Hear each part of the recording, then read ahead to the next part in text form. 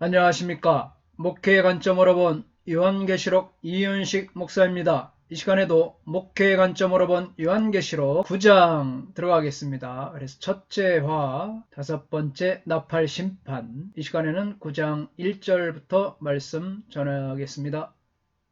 1절 다섯째 천사가 나팔을 불매 내가 보니 하늘에서 땅에 떨어진 별 하나가 있는데 그가 무저갱의 열쇠를 받았더라. 카이호 Pemptos Angelos Esarpisen Kai Eidon Astera Ek Tu Urano Peptocotta Eistengen Kai Edo de Autor He Clays Tu Phreatostes Abyss. 그리고 다섯 번째 천사가 나팔을 불었다. 그리고 내가 하늘로부터 땅으로 떨어져 온 별을 보았다. 그리고 그에게 무저갱의 구덩이의 열쇠가 주어졌다. 다섯째 천사가 나팔을 불자 요한은 심판에 관한 또 다른 환상을 봅니다. 요한은 하늘에서 땅에 떨어진 별 하나를 봅니다. 이 천사는 타락한 천사인가 아니면 하나님의 심부름꾼인 선한 천사인가, 이 두 가지 쟁점이 논란이 되고 있습니다. 하늘에서 땅에 떨어진 별 하나, 타락한 천사다. 곧 마귀 혹은 마귀의 사자를 상징한다. 타락한 천사 곧 사탄을 상징한다. 타락한 천사 곧 사탄을 상징, 타락한 천사 곧 사탄을 상징. 그러나 이제 반대되는 경향을 보면 하나님의 심부름을 하는 거룩한 천사를 상징한다. 또 하나님의 목적을 수행하기 위하여 사명을 받은 천사이다. 이처럼 학자들 간의 견해가 서로 나뉘고 있습니다. 도표에서도 봤다시피 서로 다른 주장들이 대립하고 있습니다. 먼저 하늘에서 땅에 떨어진 별 하나가 타락한 천사라고 주장하는 이들이 있습니다. 이 별은 죄인을 대표하고 그들과 함께 심판을 받는 천사를 가리키는 8장 10절의 별과 동일하거나 아니면 최소한 비슷하다는 주장입니다. 이 천사가 또 타락한 천사라는 결론은 11절에서도 암시된다고 빌은 주장하고 있습니다. 이 타락한 천사는 죄인에 대한 처벌을 시행하는 역할을 부여받는다고 했습니다.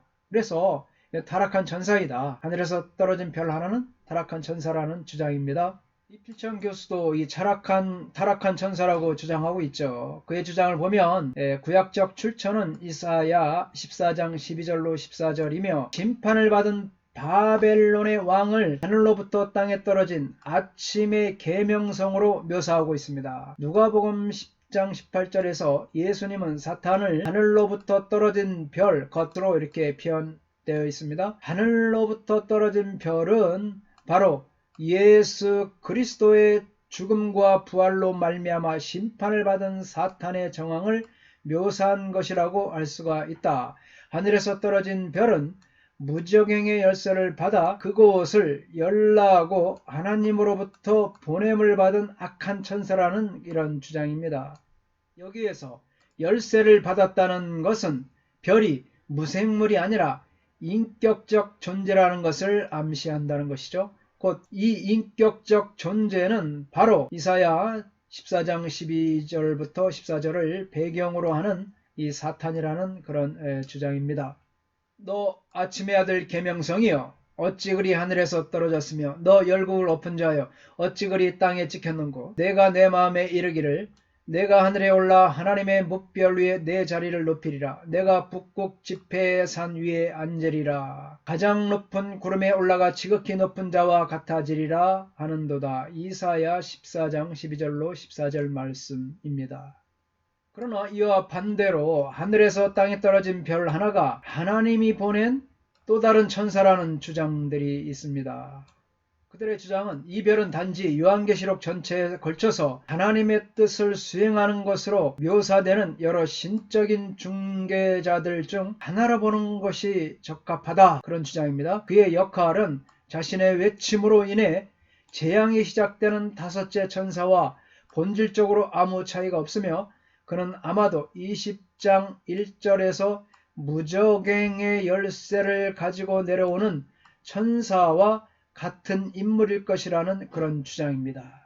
오스본 역시 하나님의 뜻을 행하기 위하여 하늘로부터 보냄을 받은 또 다른 천사 사자라고 주장하고 있습니다. 타락한 천사가 어떻게 자신을 가두는 옥의 열쇠를 받을 수 있는지 그걸 묻고 있습니다. 이것을 지지하는 학자들은 찰스 지레드, 모리스 토마슨 기센, 이들은 이제 다른 하나님의 보낸 사자라고, 그 하늘에 떨어진 별이 천사 사자라고 주장하고 있죠. 이들이 지적하는 것처럼 별에 대하여 묘사할 때 떨어지는 것과 내려오는 것 사이에는 거의 차이가 없다는 것입니다.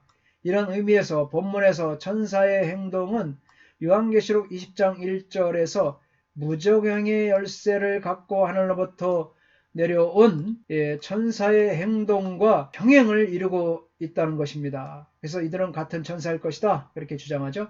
셋째 나팔에서 하늘에서 떨어지는 횃불같이 타는 큰 별을 보았고 그것은 확실히 타락한 천사가 아님을 주장하고 있습니다. 박수함도 그의 주장에서 20장 1절에 무적행의 열쇠를 맡아 다스리는 천사를 라고 보았습니다.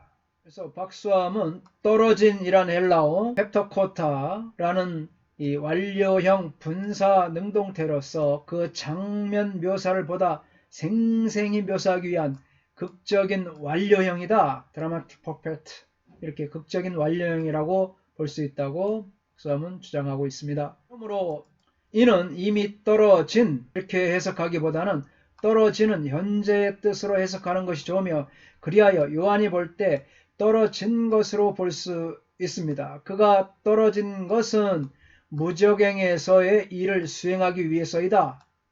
하나님의 일을 수행하는 천사이다.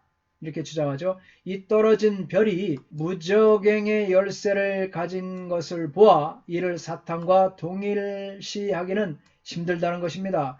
사탄 자신의 무적행에 들어가야 할 존재이고 그 열쇠를 지닐 만한 위인은 될 수 없기 때문이며 오히려 무적행의 열쇠를 지닌 것은 무적행을 맡아 다스리는 천사라는 20장 요한계시록 1절 이렇게 주장하고 있습니다.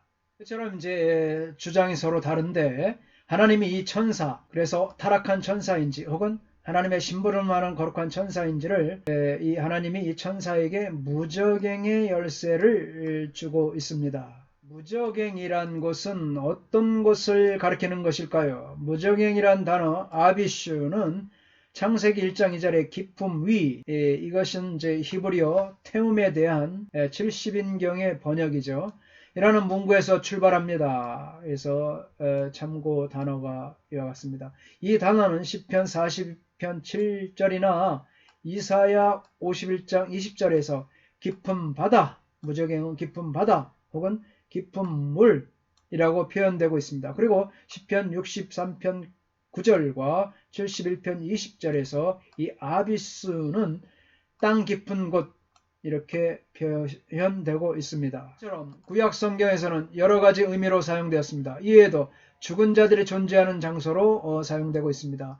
이러한 의미는 이 아비슈라는 단어가 본래 창세기에서 이 기품이라는 의미에서 파생된 것으로 볼 수 있고 의미의 진화를 거듭해 원래의 의미를 벗어나 상징적 성격을 가지게 됨을 발견하게 됩니다. 바닥 없는 시면, 이 아비스는 요한계시록에서 7회, 9장 1절, 2절, 11절, 또 11장 7절, 17장 8절, 20장 1절, 3절 이렇게 7번 사용된 단어로 사탄의 감옥 혹은 사탄에게 권세를 받은 짐승이 갇힌 곳이라는 의미를 지니고 있습니다. 신약 성경에서 이 아비슈는 요한계시록을 제외한 곳에서는 2번 사용되고 있습니다. 로마서 10장 7절 혹은 누가 무적행에서 내려가겠느냐 하지 말라 하니 내려가겠다 하면 그리스도를 죽은 자 가운데서 모셔 올리려는 것이라. 여기서 한번 사용됐고 여기에서는 이제 죽은 자의 처소로 사용됩니다. 또 누가복음 8장 31절에 보면 무적행으로 들어가라 하지 마시기를 간구하더니 여기에서는 이제 악령들의 감옥으로 사용되고 있습니다. 무적행 아비스는 마귀를 상징하는 수많은 메뚜기 떼가 나옵니다. 또 사탄이 1000년 동안 갇힌 장소입니다. 또한 두 증인을 죽인 두 짐승이 올라오는 장소가 바로 이 무적행입니다. 따라서 이 무적행은 악의 세력을 위한 한정된 형벌의 장소입니다. 그리고 악의 세력에 들어갈 영원한 장소는 바로 이 불못이죠. 마지막에 이 불못입니다. 임시적인 장소는 이제 무적행 아비스가 되고 영원한 형벌의 장소는 불못이 되는 것입니다.